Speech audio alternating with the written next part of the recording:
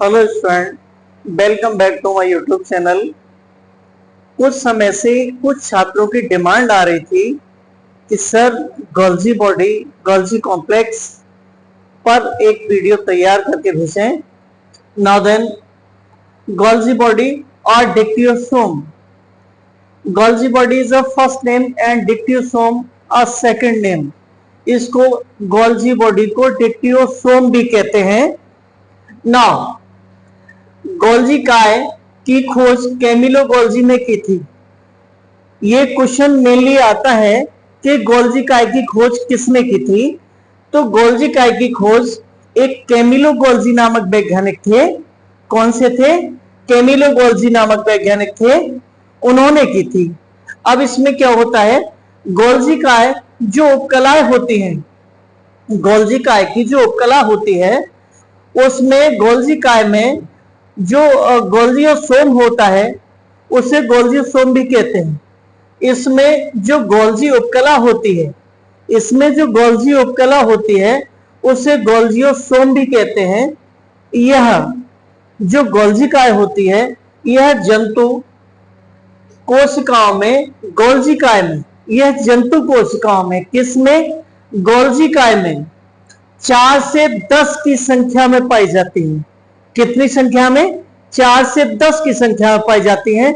यह भी क्वेश्चन पूछा जा सकता है कि जो गोल्जी काय होती हैं वो कितनी संख्या में पाई जाती हैं।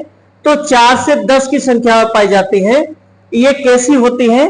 चपटी होती हैं, फ्लैट, खोखली भी होती हैं, अंदर से खोखली होती हैं, बेलनाकार भी होती हैं, बेलनाकार रचनाएं होती हैं जिन्हें हम सिस्टर्नी कहते हैं।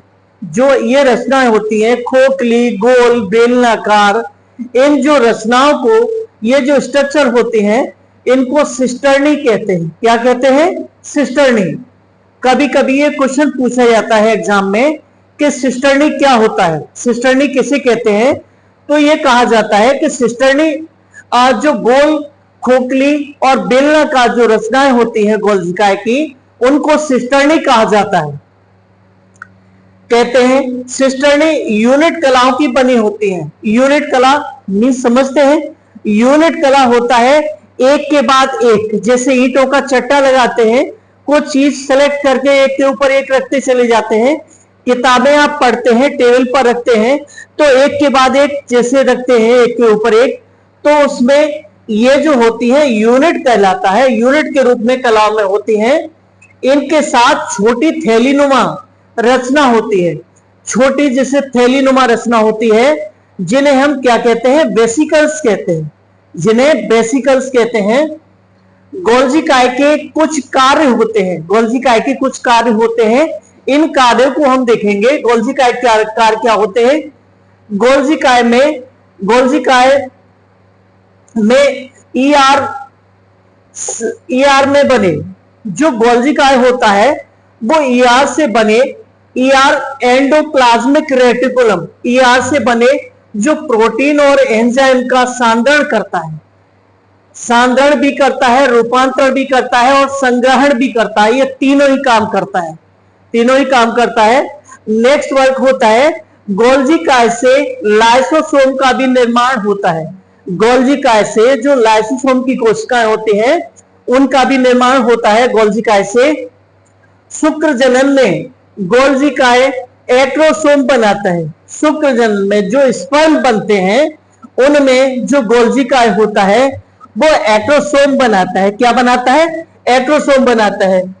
कोशिका विभाजन के समय, कोशिका विभाजन के समय जो सेल डिवीजन होता है, कोशिका विभाजन के समय जो कोशिका पट्टिका होती है, कोशिका पट्टिका, सेल प्लेट, जो सेल प्लेट होती है का निर्माण भी गोल्जी काय से होता है।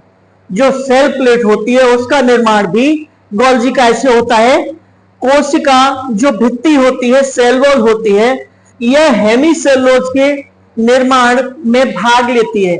हेमीसेलुलोज के निर्माण एवं स्राव, हेमीसेलुलोज के निर्माण के लिए इसमें से जो स्राव होता है वो भी गोल्जी काय से होता है। किससे होता है? गोल्जी काय से होता है। नाउ नेक्स्ट कोशिका के सभी स्रावित पदार्थ, कोशिका से जितने भी पदार्थ स्रावित होते हैं, जितने भी पदार्थ निकलते हैं, जैसे गोंद होता है या रेजिन होता है, गोंद रेजिन आदि होते हैं, ये स्राव जो होते हैं गोल्जी काय से ही होते हैं।